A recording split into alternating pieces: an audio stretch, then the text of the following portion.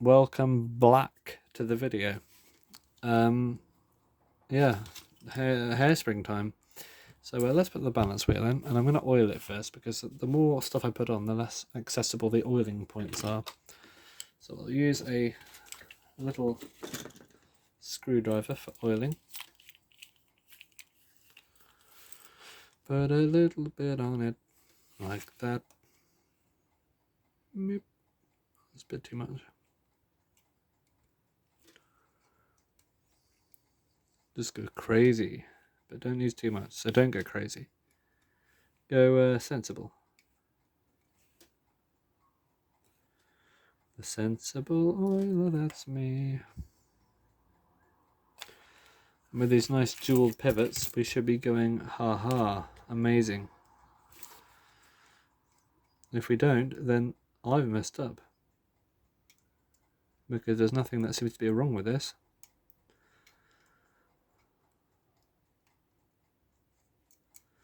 Right, that'll do. Oil time. Put some on the old thingy as well. The wheel of scaping. Very nice, very nice. So let's put the old hairspring in and balance wheel. They come as one.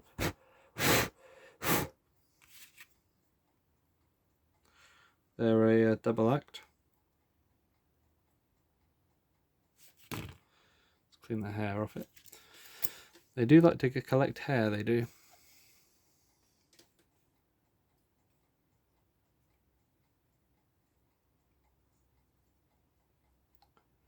Okay, we need to undo the bottom balance cap a little bit to avoid breaking this very delicate pivot. Although it's quite stiff, so we'll have to use pliers, which makes it a little less easy. I think one more half twist should do it. And the things are lined up, so let's tighten it up now.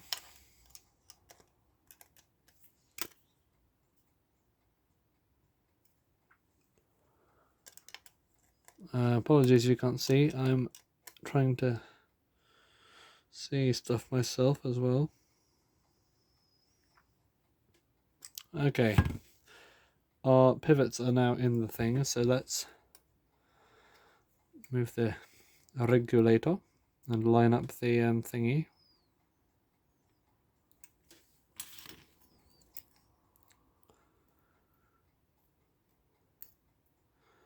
And secure the hairspring in with a little pin.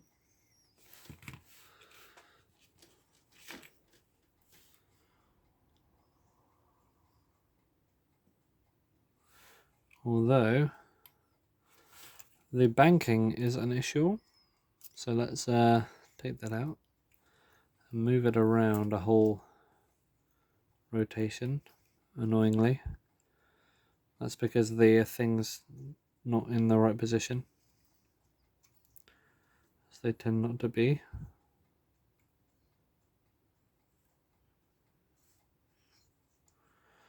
Okay.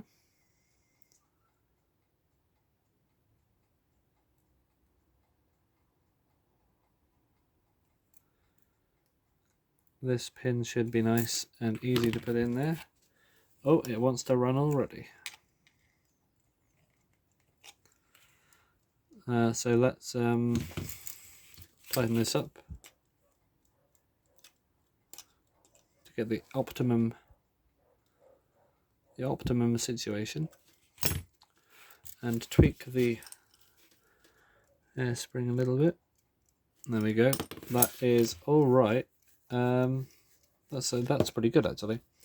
So hopefully this keeps time, because it seems to be reassembled fully now. Where is it? Now let's test the alarm to see if it functions as an on and off thing. And indeed it almost does.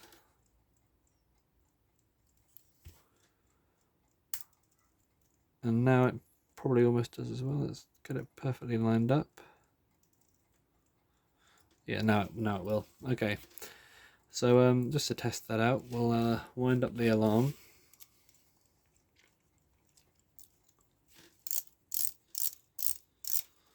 And hopefully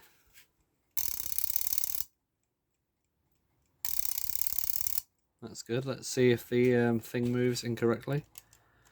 This wheel should not move. Excellent. We are in great situation.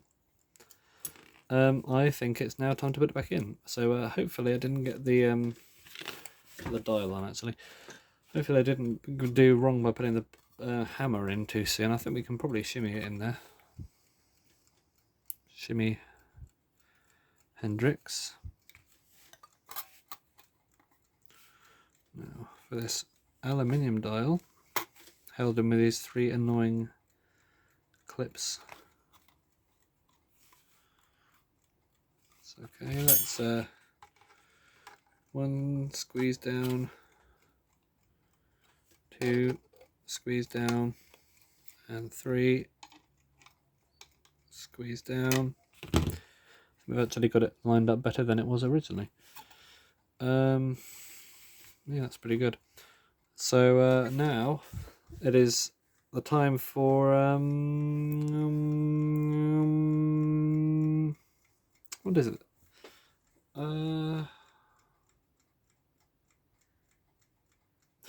Hands. Right, let's put the line up the thingy. So need these back on.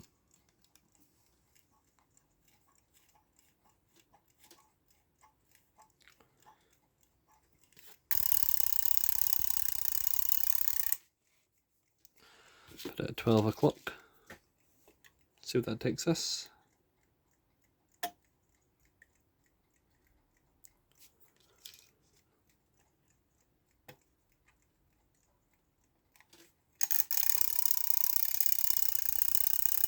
Now hopefully it should go off at 12 o'clock again.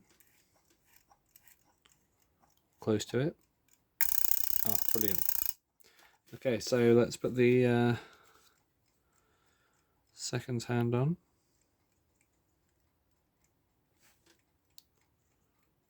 Just like that. Very nice indeed. And I will prepare the case. Give the glass a wipe.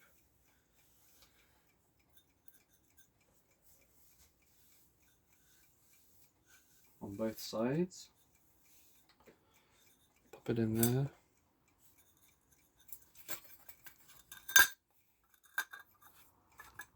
Put our spacer ring.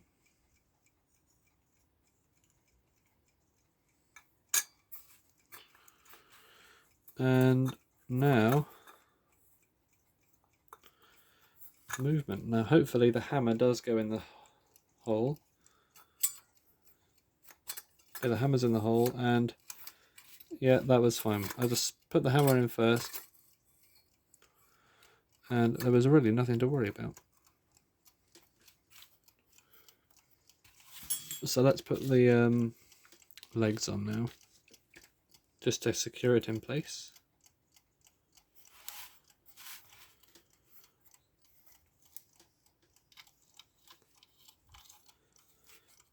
Secure it in Puritan.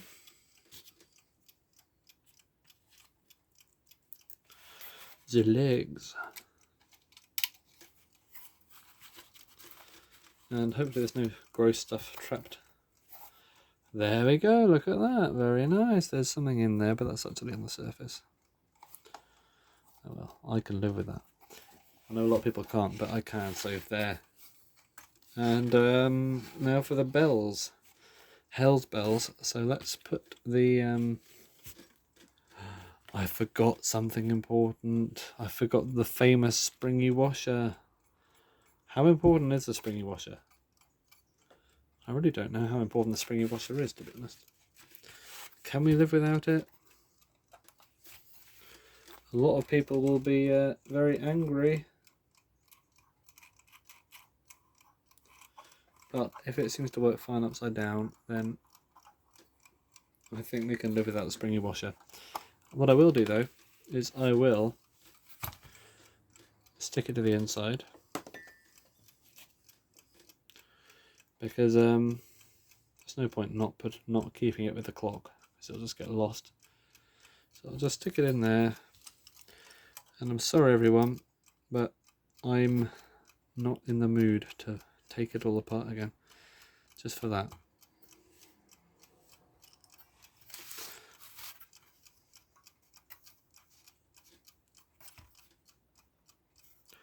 And the washer, by the way, goes between the hour pipe and the dial. I think it just keeps the moisture mark up against the movement, but if it works fine upside down, if it didn't work fine upside down, then I probably would have done it, but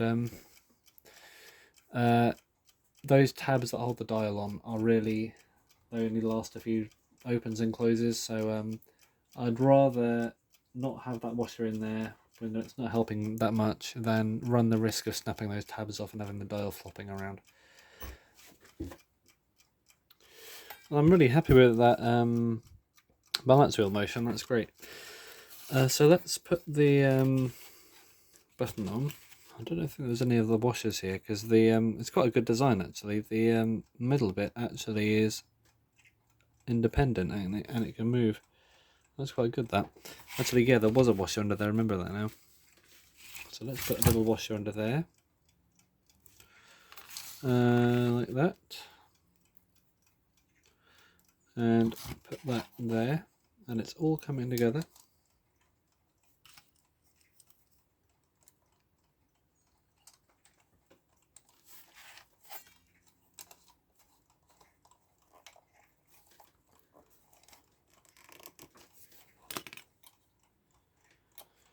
Alright, that is how you stop the alarm. So let's just turn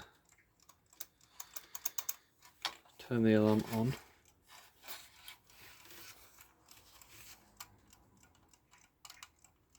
Actually, we can put the back on now. So we can put the controls on finally. Just press that down on there.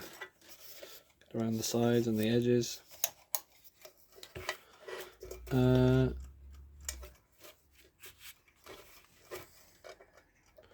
That one's are the hands.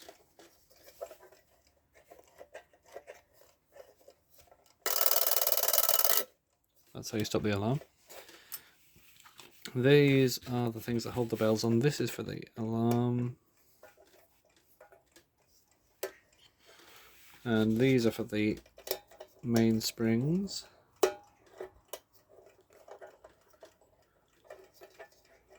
know that left one isn't lined up perfectly, but every time I try and reassemble this particular clock, just take the back off, I've taken the back off a few times, the mainspring holes don't line up. This is a bit weird. Probably is some marginal way of getting them all on there, so I'll just try and get that.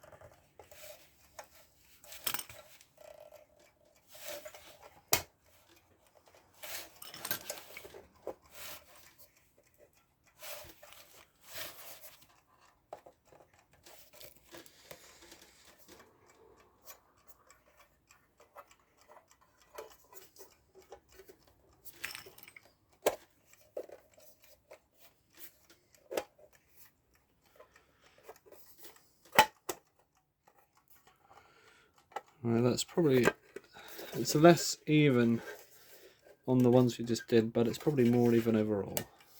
So now they're all probably going to go in, so a little bit better.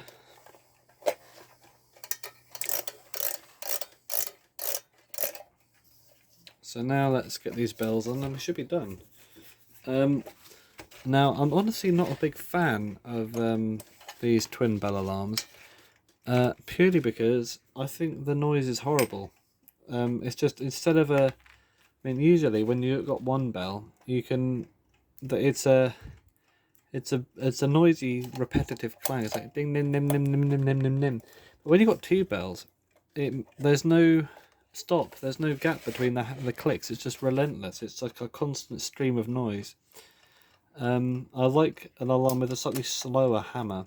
One that isn't just a constant bombardment of unstoppable noise, but rather is more of a, you can actually hear the individual bam, bam, bam, bam, bam on the bell.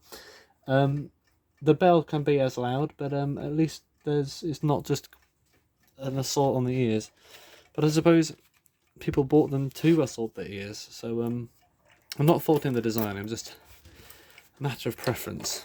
Now, hopefully, we can get this so that when the alarm rings, it hits both bells by the same amount. So let's just get this on here.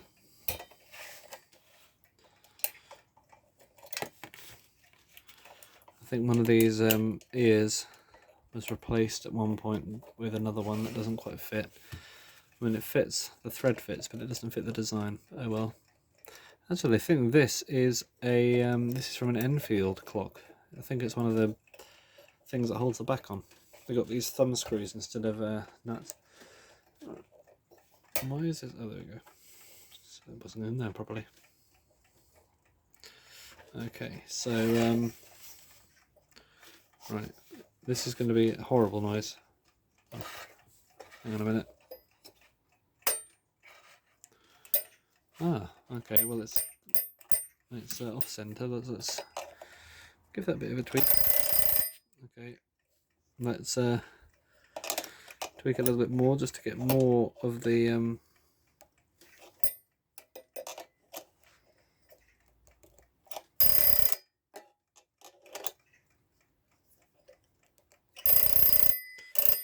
it's only hitting one of them, I'm afraid. Let's try.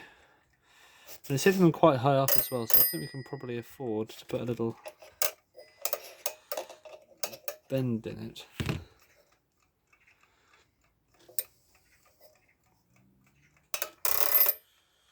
This is not easy, this. I'll have to take the back off again. Okay, give me a sec. So if we see here, what the action is it's, first of all, it's all stuck on one side, but look at this big bend. We can probably unbend this a little bit. And now it's hitting the other bell. So if we bend this down, trust the process.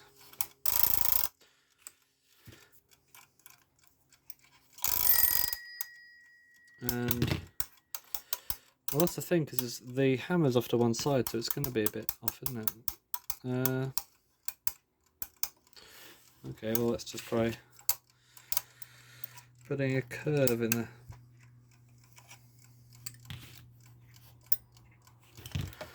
And once that's in there, let's okay,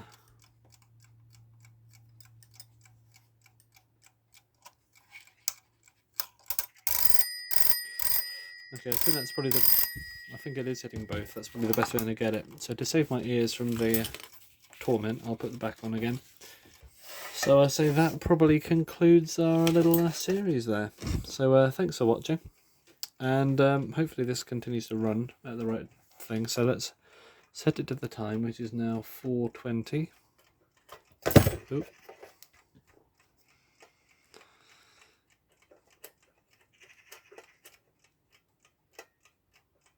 Okay, and yeah, good luck to you all.